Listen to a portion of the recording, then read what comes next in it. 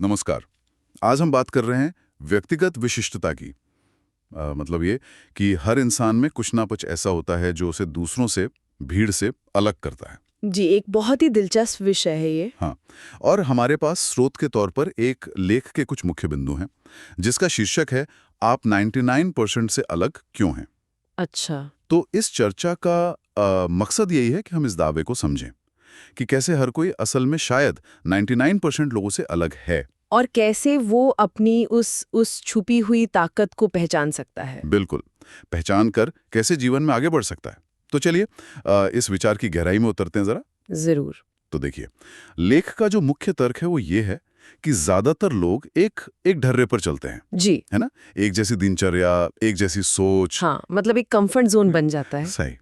लेकिन असल बदलाव लेख कहता है कि वो लोग लाते हैं जो अपनी किसी छोटी सी, शायद मामूली लगने वाली पर अनोखी क्षमता को पहचानते हैं। और फिर उसे निखारते हैं, उस पे काम करते हैं। हाँ, और यहाँ दिलचस्प बात ये सामने आती है जो लेख भी इशारा करता है कि लोग अक्सर अपनी इन क्षमताओं को या तो बहुत कम आंकते हैं, हाँ, अंडर एस्टिमेट करते हैं। बिल्कुल, या फिर उन्हें पहचान ही नहीं पाते। सही, शायद ध्यान ही नहीं जाता। सही। ये कहीं ना कहीं आत्म जागरूकता की कमी से जुड़ा हुआ है और अपनी जो संभावनाएं हैं उनको न देख पाने से। बिल्कुल, लेख इससे समझाने के लिए कुछ उदाहरण भी देता है। जैसे एक राजू का जिक्र है, हाँ। जिससे चीजें जल्दी सीखने की आदत थी। अब ये सुनने में कोई बहुत बड़ी स्किल नहीं लगती नहीं, सामान्य सी बात लगती है ना। पर उसने इसी हुनर को पहचाना, हाँ। उसे तराशा और आज वो एक कामयाब ऐप डेवलपर है। कमाल है। मतलब एक छोटी सी लगने वाली आदत को उसने अपनी ताकत बना लिया। हाँ, और दूसरा उदाहरण सीमा का है।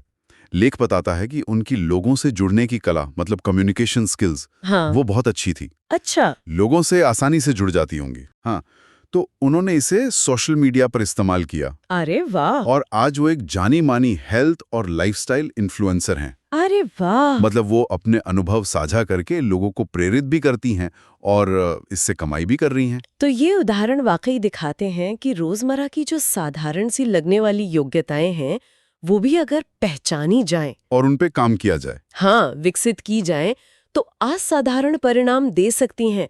और ये सिर्फ कौशल की ही बात नहीं है, हाँ। जैसा लेख कहता है। अच्छा, मतलब सिर्फ टैलेंट नहीं। नहीं, ये कोई खासियत हो सकती है, कोई नजरिया, कोई एटीट्यूड, या फिर मेहनत करने की लगन भी। ये भी एक विशिष्टता है। ये बात सही है। लेख इस आम ख्याल को भी संबोधित करता है कि अरे मुझ में क्या खास है। बहुत लोग सोचते हैं ऐसा। हाँ, ये बहुत कॉमन सोच है। पर लेख कहता है कि ये सिर्फ एक ख्याल है, एक विचार है। हकीकत यह है कि हर किसी में कुछ ना कुछ जरूर है। चाहे वो मेहनत हो या समझदारी हो या कोई खास आदत हो जिसमें कोई हुनर छिपा हो। बिल्कुल। जैसे दो और उदाहरण दिए हैं। अजय जो आसानी से दोस्त बना लेता था।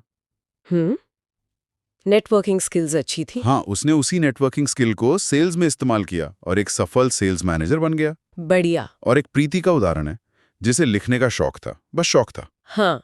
उसने ब्लॉगिंग शुरू की और आज वो फुल टाइम कंटेंट राइटर है। देखिए, शौक को करियर बना लिया। हाँ, तो इसका जो व्यापक संदर्भ है वो ये बनता है कि जब कोई अपनी इस असली ताकत पर ध्यान लगाता है ना, तो जीवन की कई मुश्किलें, जैसे सही नौकरी ढूंढना हो या किस स्किल पर फोकस करें, ये जो कंफ्यूजन होता है, हाँ, वो कम हो सकता है। वो आसान हो सकता है। जरूरत किस चीज की है? आत्मविश्वास और उस ताकत पर मेहनत करने की। बिल्कुल, उस पहचानी हुई ताकत पर मेहनत करने की।